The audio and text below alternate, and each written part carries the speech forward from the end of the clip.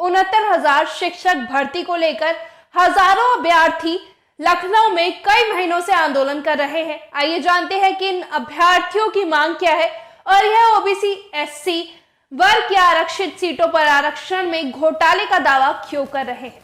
उत्तर प्रदेश में सहायक शिक्षक भर्ती में आरक्षण घोटाले का आरोप लगाने वाले अभ्यर्थी सड़क पर हैं। लखनऊ में मुख्यमंत्री आवास से लेकर बेसिक शिक्षा मंत्री के घर तक अभ्यर्थी हर रोज प्रदर्शन कर रहे हैं।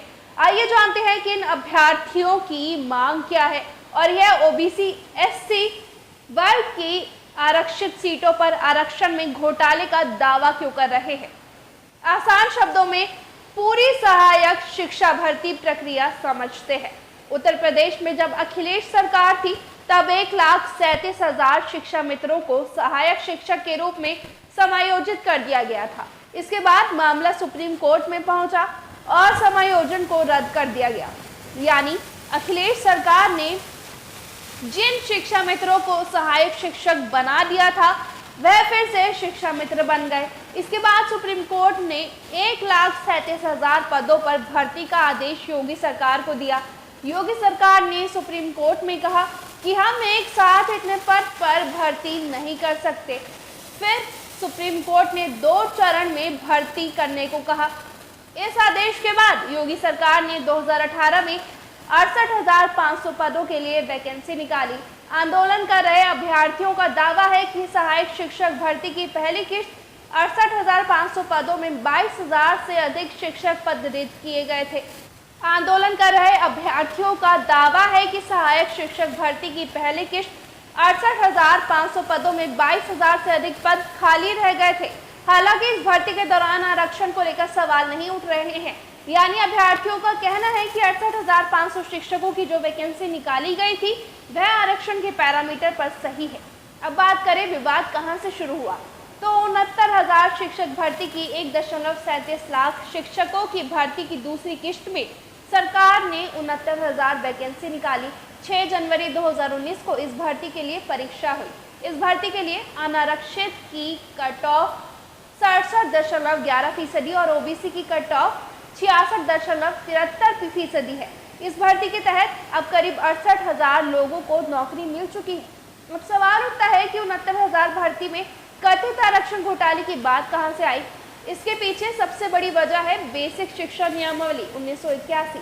आंदोलन कर रहे अभ्यर्थियों का कहना है कि इस नियमावली में साफ है कि कोई ओबीसी वर्ग का अभ्यर्थी अगर अनारक्षित श्रेणी में कट ऑफ से अधिक नंबर से पास होता है तो उसे ओबीसी कोटे से नहीं बल्कि अनारक्षित श्रेणी में नौकरी मिलेगी, यानी वह आरक्षण के दायरे में नहीं गिना जाएगा। यहीं से 69,000 शिक्षक भर्ती का पेंच उलझ जाता है। दरअसल आंदोलन कर रहे अभ्यर्थियों का दावा है कि 69,000 शिक्षक भर्ती में ओबीसी वर्ग को 27% की जगह मात्र 3.86% आरक्षण मिला। यानी ओबीसी वर्ग को 18,598 सीटों में मात्र 2,637 सीटें मिली है, जबकि सरकार का कहना है कि 31,000 ओबीसी वर्ग के लोगों की नियुक्ति की गई है।